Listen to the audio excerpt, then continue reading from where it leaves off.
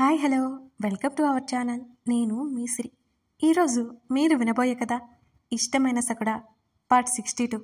ఇక ఆలస్యం చేయకుండా మనం కథలోకి వెళ్ళిపోదాం. పార్వతమ్మ మాటలు లీలగా వినబడుతున్నాయి వర్షకి.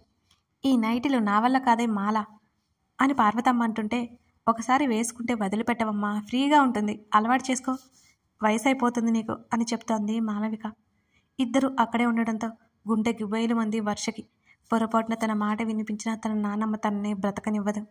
ఆదిత్య మాత్రం వర్ష టెన్షన్ పట్టించుకోకుండా ఆమెను కౌగిలించుకుని ఉండిపోయాడు. ఇంకా ఎంతసేపు వర్షు, చిరాగ్గా ఉంది అన్నాడు ఆదిత్య. అదిగో ఆ మాటలు వినిపించేది మా నాన్నమ్మవే, ప్లీజ్ కాసేపు వెయిట్ చేయి, వెళ్ళిపోదాం. మా నాన్నమ్మ గాని చూసిందంటే నా జుట్టు పట్టుకుని లాక్కెళ్ళిపోతుంది అని భయంగా చెప్తున్న వర్షను చూసి నవ్వుకున్నాడు. ఆమె నడుము చుట్టూ చెయ్యేసి ఇంకా దగ్గరికి లాక్కొని ఇంకానా అన్నాడు. అవును, వాళ్ళు వెళ్ళిపోతారు, అప్పుడు బయటికి వెళ్దాం అంది. అసలు ఏదో ధ్యాసలో ఉన్నట్టు వర్ష చెవి బయటకు వేసి ఉంచింది. వాళ్ళు ఏం మాట్లాడుకుంటున్నారో వినడానికి. అసలు ఉన్నారా లేదా అని.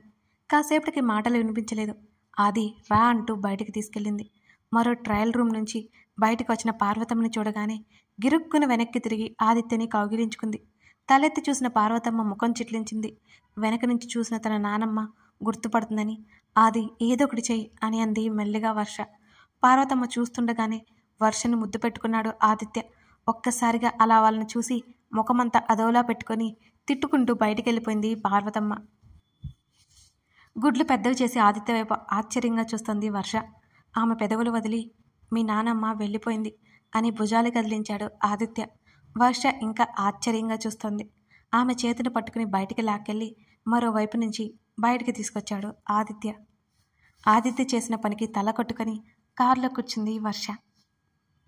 ఏం చేస్తున్నావు అది? మా నాన్నమ్మ అలా నన్ను చూడాలి, ఇక నేను తలెత్తుకోగలనా అని అడిగింది వర్ష. నువ్వే కదా ఏదో ఒకటి చేయమన్నావు. భుజాలు కదిలించి కార్ స్టార్ట్ చేశాడు ఆదిత్య. ఓహో, నీకెలా అర్థమైందా మహాశయ, సంతోషం. గండం గట్టెక్కేందుకు ఊపిరి పీల్చుకుంటూ వెనక్కి వాలింది వర్ష, కాస్త రిలాక్స్ అవుతూ. ఈ కాలం పిల్లలకి బొత్తిగా భయం లేదు, ఈ చండాలం అంతా నాకే కనపడుతుంది అని గొనుగుతున్న తల్లిని చూస్తూ ఏమైందమ్మా అని అడిగింది మాలవిక. ఆ చండాలం నా నోటితో నేను చెప్పలేనులే, చిచి. ముఖం వికారంగా పెట్టుకుని చీరలు చూడ్డానికి వెళ్ళిపోయింది పార్వతమ్మ. ఏం అర్థం కాని మాలవిక నిట్టూర్చి తల్లి వెనకే నడిచింది. వస్తున్నా వెళ్ళు అనగానే బుద్ధిగా తల ఊపి బాల్కనీ నుంచి గదిలోకి వెళ్ళిపోయింది ధరణి. గగన్ ఆలోచనలో మాత్రం ఆగలేదు. లోపలికి వచ్చేసరికి మొబైల్ పట్టుకుని ఉంది ధరణి. గగన్ రావడంతో పక్కన పెట్టింది. ఏం చూస్తున్నావు అంటూ అది లాక్కున్నాడు గగన్. ఫొటోస్ అవి. అమృత, శృతి, ధరణి ముగ్గురు కలిసి ఉన్న ఆ పిక్ చూస్తోంది. ఊరికే మొబైల్ చూస్తుంటే అమ్ము గుర్తొచ్చింది. అతని మెడ చుట్టూ చెయ్యేసి అతని భుజం దగ్గర ముఖం దాచుకుంటూ చెప్పింది ధరణి. పోలీసులు చెప్పినట్టుగా నిజంగానే నేను నమ్మలేకపోతున్నాను. అమ్ము మా దగ్గర ఆ విషయం దాచదని నాకు నమ్మకం. కానీ అమ్ము చెల్లెల్ని కలిశాను. అమ్ము ఎవరినో ఇష్టపడుతున్నట్టు తను కూడా చెప్పింది. కన్నీళ్ళు వస్తుంటే కష్టంగా ఆపుకుంటూ అంది ధరణి. ఆల్రెడీ అమృత గురించి ఎంక్వైరీ చేస్తున్న అతను మౌనంగా ఉండిపోయాడు ఆమె మాటలు వింటూ. ధరణి దగ్గరికి వస్తున్నా అమృత రాలేదు అంటే ఇది జరిగింది. అమృత ఫోన్ చెక్ చేస్తున్నప్పుడు ఈ టాపిక్ ఎందుకు రాలేదు, అదే అనుమానం వచ్చింది అతనికి కూడా. అందుకే ధరణి కోసమైనా అమృతను కనిపెట్టాలని అతను అనుకుంటున్నాడు. పడుకో అని మాత్రం చెప్పాడు ఫోన్ పక్కన పెడుతూ. నిద్రలేపు నువ్వు వెళ్ళేటప్పుడు అని చెప్తూనే ధరణి నిద్రలోకి జారుకుంది. మరో 10 నిమిషాల తర్వాత ఆమె నుంచి మెల్లిగా వదిలి పక్కకి ముడుచుకుని పడుకున్న ధరణి చెంప మీద చిన్నగా ముద్దు పెట్టుకొని చప్పుడు చేయకుండా ఆ గది నుంచి వెళ్ళిపోయాడు గగన్. ఒళ్ళు విరుచుకుంటూ నిద్ర లేచి కళ్ళు తెరిచాడు హర్ష. తను సోఫాలో పడుకోవడం గుర్తుంది. ఇక్కడికి ఎలా వచ్చాడో అనుకుంటూ పక్కనున్న వేద వైపు చూశాడు. గాఢ నిద్రలో ఉండడంతో అతను లేపలేదు. ఇంకా ఆమె హాస్పిటల్కి వెళ్ళడానికి టైం ఉంది అనుకుని లేచి సోఫా సర్ది మొబైల్ పట్టుకుని విజయ్ ఉన్నాడా వెళ్ళాడా అనుకుంటూ బయటికి వచ్చాడు హర్ష. వెనక్కి పడిన కుర్చీలో కాళ్ళు పెట్టుకుని నేల మీద పడి ఉన్న విజయ్ని చూసి ఒక్క క్షణం ఆశ్చర్యపోయి, రేయ్ వెదవా లే అంటూ కుషన్ తీసి విసిరాడు.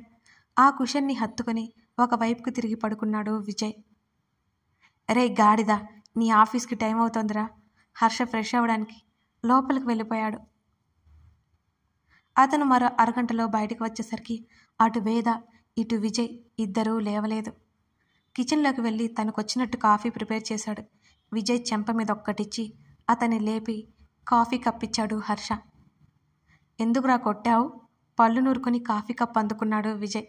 పాచి ముఖంతోనే తాగుతావా అని హర్ష అడుగుతుంటే, తల పగిలిపోయేలా ఉందిరా, ఇవ్వు అంటూ కాఫీ గుటక వేసి, నువ్వు లక్కీరా బావా, వేద ఎంత మంచిది, పొద్దున్నే కాఫీ పెట్టించింది, గ్రేట్ అని అన్నాడు విజయ్. ఇంకా కింద కూర్చుని కార్లు బాల్లా చాపి కాఫీ ఆస్వాదిస్తూ తాగుతూ ఉన్న విజయ్ని పై నుంచి కింద వరకు చూసి, నీకు అలా అనిపిస్తుందా బాబు? అసలే మనం నైట్ రచ్చ చేసి ఉంటాం, ఇప్పుడు లేపి కాఫీ అడిగితే ఎడమ కాలుతో తంతుంది అని అన్నాడు హర్ష. అంటే ఈ కాఫీ మనమే అన్నాడు హర్ష. అమ్మయ్య, అచ్చమైన స్వచ్ఛమైన భర్తవయ్యావన్నమాట అని నవ్వుతూ అడుగుతున్న విజయ్ మొహం మీద మరో క్వశ్చన్ విసిరాడు. అది తగిలి మూతి కలింది విజయ్కి. ఇల్లు దద్దరిల్లేలా అరిచాడు విజయ్. ఆ అరుపుకి వేద లేచి హడావుడిగా బయటకొచ్చింది. ఇద్దరినీ సీరియస్గా చూసింది. విజయ్ గతుక్కుమన్నాడు. రే బావా, ఎంత పని చేశావురా, వేద చెల్లి నిద్ర డిస్టర్బ్ చేశావు అంటున్న విజయ్ని కొట్టేలా చూశాడు హర్ష. కాఫీ ఇవ్వనా వేద? ముద్దుగా అడిగాడు హర్ష. మాట్లాడకుండా కిచెన్లోకి వెళ్ళింది. వెనుకే వెళ్ళాడు హర్ష. క్లియర్గా ఉన్న హాల్లో కనబడుతూనే ఉంది కిచెన్. చేతిలో కాఫీ గుటక వేస్తూ కూర్చున్నాడు విజయ్. వేద తిరిగి కాఫీ కలుపుకోవడానికి పాలు వేడి చేస్తుంటే ఆమెను వెనుక నుంచి కౌగిలించుకున్నాడు హర్ష. రేయ్, చిన్నపిల్లాడిని చంపకండిరా, అసలే పెళ్లి కూడా కాలేదు విజయ్ వాపోయాడు. దొబ్బేబే ఆమె భుజం మీద గడ్డమానించి వేద నడుము చుట్టూ చెయ్యేశాడు హర్ష. పాపం తగులుతుందిరా నీకు, కనీసం రూమ్లోకి వెళ్ళండిరా. విజయ్ మాటలకి సీరియస్గా చూసింది వేద. విజయ్ మొబైల్ ఎక్కడుందో వెతుక్కుని, నేను పోతున్నా, డోర్స్ లాక్ చేసుకురా బావా అంటున్న విజయ్ని, ఓవర్ యాక్షన్ చేయకుండా కూర్చో విజయ్, నీతో మాట్లాడాలి అంటూనే హర్షని విడిపించుకోవడానికి చూసింది వేద. ఇంకా గట్టిగా చుట్టేశాడు హర్ష. వేద మాట్లాడాలి అనగానే భయం వేసింది విజయ్కి. ఇంతకుముందు అనుభవం ఒకసారి మరి. తర్వాత మాట్లాడుకుందాం వేద, మీరు బిజీగా ఉన్నారు అనేసి చిక్కిందే ఛాన్స్ అన్నట్టుగా పారిపోయాడు విజయ్ అక్కడి నుంచి. విజయ్ ఆగు, ఆమె పిలుస్తున్న అతను వినలేదు. పాలు పొంగుతుంటే స్టవ్ ఆపి వేద మెడ మీద హర్ష ముద్దు పెట్టుకున్నాడు. ఆమె కదలికలు ఆగిపోగా అతని వైపు తల తిప్పి చూసింది వేద. ఆమె చెంప మీద అతను ముద్దు పెట్టుకోవడానికి ముందుకొస్తుంటే అతని నోటికి చెయ్యట్టు పెట్టి అతని వైపుకు తిరిగి, కొంచెమైనా సెన్స్ ఉందా హర్ష, అక్కడ నీ ఫ్రెండ్ ఉన్నాడు, ఆ మాత్రం తెలీదా అని అరిచింది వేద. ఆమె చేతిని అడ్డు తప్పించి తెలుసు అంటూ ముద్దు పెట్టుకుని దూరం జరిగాడు హర్ష. కళ్ళు వెడల్పు చేసి అంతలోనే ఉరిమి చూసింది వేద. ఏంటి అంత కోపంగా ఉన్నావు? నీ పర్మిషన్తోనే కదా నైట్ పార్టీ చేసుకున్నాం అంటూ ఆమెను దగ్గరికి లాక్కున్నాడు హర్ష. ఓహ్, నా పర్మిషన్ అని, గుడ్ గుడ్, అవును మరి అన్నీ నా పర్మిషన్తోనే చేస్తున్నావు వెటకారం కలిపిన స్వరంతో అడిగింది వేద. ఏంటి తేడాగా మాట్లాడుతున్నావు? అయోమయంగా బుర్రగొక్కుంటూ అడిగాడు హర్ష. నువ్వు చేసే పనులకు ఇంకెలా మాట్లాడాలి అని అడిగింది వేద. ఆమె ఏదో తెలుసుకుందని ఆమె కళ్ళలో అర్థమవుతుంటే మౌనంగా ఆమెను వదిలి గదిలోకి వెళ్ళిపోతున్న హర్ష చొక్కా వెనక నుంచి పట్టుకుంది వేద. హర్ష అక్కడే ఆగిపోయి ఆమె వైపు చూశాడు, ఏంటి అన్నట్టుగా. ది గ్రేట్ హర్షవర్ధన్ గారు ఎక్కడికో పారిపోతున్నారు అని కళ్ళు ఎగరేసింది వేద. ఊరుకో, అయినా నేనెందుకు పారిపోతాను, ఫ్రెండ్ని కలవాలి కదా అని తప్పించుకొని వెళ్ళిపోయాడు హర్ష. వేద నవ్వుకుంది. ఇప్పుడు హర్ష సేఫ్ అన్న విజయ్ మాటల్లో అర్థమవుతుంటే కుదురుకుంది, కానీ లోపలెక్కడో భయం పట్టుకుంది ఆమెలో కాస్త. హైదరాబాద్ వెళ్ళాలంటేనే ఎందుకో భయంగానే ఉంది వేదకి. నిట్టూర్చి ఆలోచనలకి అంతటితో చెక్ పెట్టేసి ఆమె గదిలోకి నడిచింది. గగన్ హైదరాబాద్ వచ్చేశాడు. అతను పొద్దున్నే ఇంట్లోకి ఎంటర్ అవడంతో హాల్లోనే కూర్చుని ఉంది పార్వతమ్మ. ఈ మధ్య మనవడు తనతో సరిగ్గా మాట్లాడకపోవడంతో అందరూ చాలా పార్వతమ్మకి లోపల బాధగా ఉంది. కానీ ధరణి తన మనవడి భార్య కావడం మాత్రం ఆమెకి ఇష్టం లేదు. ఎలాగైనా వర్ష తన మనవడి భార్య కావాలి, అదే ఆమె కోరిక. లేకపోతే తనకి తన కూతురు కుటుంబానికి దూరం పెరుగుతుందనే ధ్యాసలో ఉంది పార్వతమ్మ. కన్నా, ఆమె పిలుపుకి ఏమిటన్నట్టు ఆమె వైపు చూశాడు గగన్. ఎక్కడికి వెళ్ళొస్తున్నావు అని మామూలుగా అడిగింది పార్వతమ్మ. పనుండి వెళ్ళొస్తున్నాను అని మెట్లెక్కి పైకి వెళ్ళిపోయాడు గగన్. తన మనవడు తనతో మాట్లాడకపోవడానికి కారణం ధరణి, రేవతి అని పార్వతమ్మ మనసులో నాటుకుపోయింది ఆ విషయం. ధరణి మీద ఇంకా కోపం పెంచేసుకుంది పార్వతమ్మ. నిజానికి ఆమె 4 రోజులు ఉండి వెళ్ళిపోదామనుకుంది. కానీ ఇప్పుడు వెళ్ళిపోతే గగన్ ఇక తన వర్షకు దక్కడు. అందుకే వాళ్ళ పెళ్లి సెట్ చేసి వెళ్ళాలని ఆవిడ నిశ్చయించుకుంది. గదిలోకి వెళ్ళిన గగన్ ఫ్రెష్ అయ్యి కాల్ చేశాడు ధరణికి. అతనికి ఇలాంటి ఫార్మాలిటీస్ ఇష్టం లేకపోయినా ఎదురు చూస్తూ ఉంటుందని చేయక తప్పట్లేదు. ధరణి కాల్ లిఫ్ట్ చేయలేదు. ఇంకా నిద్ర లేవలేదేమో అతను అనుకున్నాడు. బ్రేక్ఫాస్ట్ చేసి తల్లితో మాట్లాడి తండ్రితో పాటు ఆఫీస్కి బయలుదేరాడు అతను. 11 గంటల సమయంలో మరోసారి ధరణికి కాల్ చేయగా కాల్ లిఫ్ట్ చేయలేదు ఆమె. తన ఫోన్ కాల్ కోసం ఎదురు చూసే ధరణి కాల్ లిఫ్ట్ చేయకపోవడంతో ఏమైందో అర్థం కాలేదు. కనీసం మిస్డ్ కాల్స్ చూసైనా చేస్తుందని రేవతికి కాల్ చేశాడు అతను. గగన్, చెప్పు కన్నా, వెళ్ళిపోయావా అని అడిగింది రేవతి. వచ్చానంత. ధరణి కాల్ లిఫ్ట్ చేయట్లేదేంటి? డైరెక్ట్గా అడిగిన తన మేనల్లుడి మాట తీరుకు ఆమె పెద్దగా ఆశ్చర్యపోలేదు. అతని గురించి ఆల్రెడీ తెలుసు కదా. ఒంట్లో బాగాలేదు, ఫీవర్ వచ్చింది. మన ఫ్యామిలీ డాక్టర్ వస్తుంది గగన్. మూసిన కళ్ళు తెరవలేదు రేవతి చెప్తుండగానే. అదేంటి అంత సడన్గా అని అప్రయత్నంగా అడిగేశాడు గగన్. ఆ తర్వాత అతనికి అర్థమైంది ఆమెకు ఫీవర్ రావడానికి కారణం ఏంటో. మేము మ్యారేజ్కి వెళ్ళేటప్పుడు బాగోలేదని చెప్పింది. మళ్ళీ బయట తిరిగి వచ్చింది. టాబ్లెట్ వేసుకుని పడుకున్నా తగ్గలేదు అని క్లారిటీ ఇచ్చింది Revathi. Take care of her అత్త. నేను మళ్ళీ చేస్తాను అని కాల్ కట్ చేశాడు గగన్. డాక్టర్ రావడంతో ధరణికి భయం పట్టుకుంది. తననే చూస్తున్న ఆ లేడీ డాక్టర్ అనుమానపు చూపులు చూసి ఆమె బిగుసుకుపోయింది. ఇంజెక్షన్ చేయాలి అని డాక్టర్ అనగానే నో ధరణి గట్టిగా అరిచింది. ఆ డాక్టర్తో సహా రేవతి కూడా ఉలిక్కి పడింది ధరణి అరుపుకి. ఎందుకే అంత గట్టిగా అరుస్తున్నావు? రేవతి అడిగింది. నాకు ఇంజెక్షన్ వద్దు, భయంగా ఉంది అంటున్న ధరణిని ఇద్దరు చిత్రంగా చూశారు.